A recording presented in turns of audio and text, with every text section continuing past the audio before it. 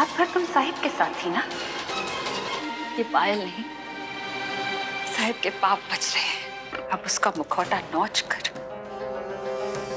उसकी असलियत और उसकी औकात घसीट कर सबके सामने लाएंगे हम। देवी अगर शक्की हो तो उसका ढंग से इस्तेमाल करना आना चाहिए।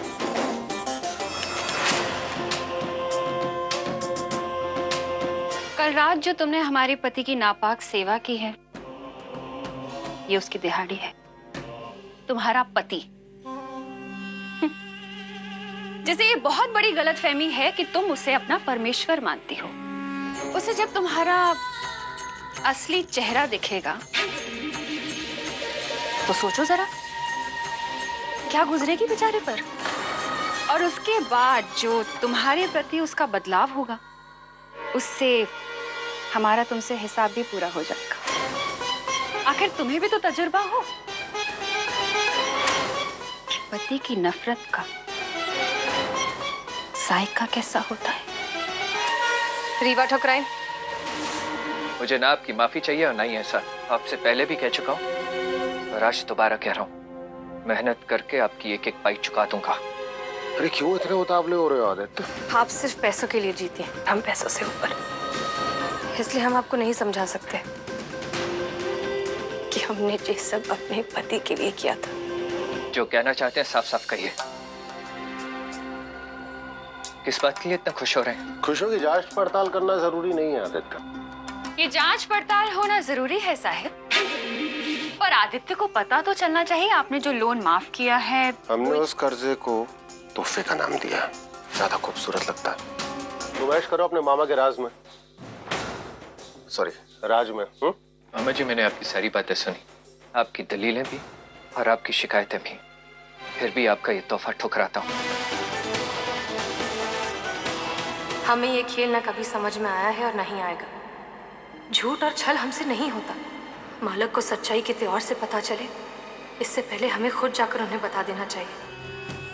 ये एक सबूत तुम्हारे हाथ में लगा, तुम दौड़ पड़ी हो झंडे गाड़ने के लिए अपना। आपकी जो ये करतूते हैं ना, आज नहीं तो कल आदित्य को पता चल ही जाएंगे। ठीक है, जिस दिन आदित्य को ये बात बताओगी, अपने उस वो नाकारे भाई को, वो क्या नाम है उसका, निरंजन, उसको भी बुलवा लेना, काम आएगा। उन्हें क्यों? अरे जब हमसे तलाक मिलेगा तो इस घर से अकेली जाती हो अच्छी लगोगी तुम? नहीं नहीं नहीं नहीं नहीं, तो इतने साल से सवेली में रह के तुम हमें जान नहीं पाए बिल्कुल भी।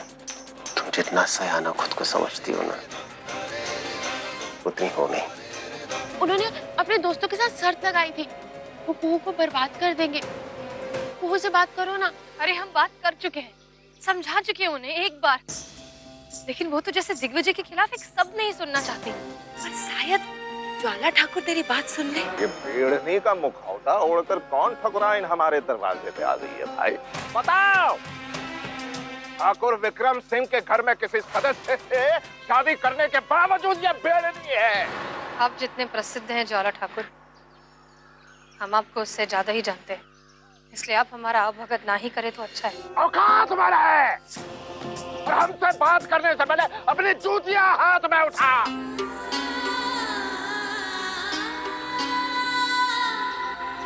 अब बोल। आपसे कुछ मांगना था। ये मांगने की फितरत तुम भेड़नियों की जाएगी नहीं, रगों में दौड़ रहा है तुम लोगों। ये अलग बात है, तुम्हारी माँ ने पैतरा खेल कर तुम्हें ठाकुर परिवार का बहू बना दिया है, लेकिन इतना याद रखना, कूड़ा कचरा जहाँ भी जाता है बदबू ही फैलाता है। अब हमें कूड़ा कहकर हमारे पिता का अपमान मत करिए।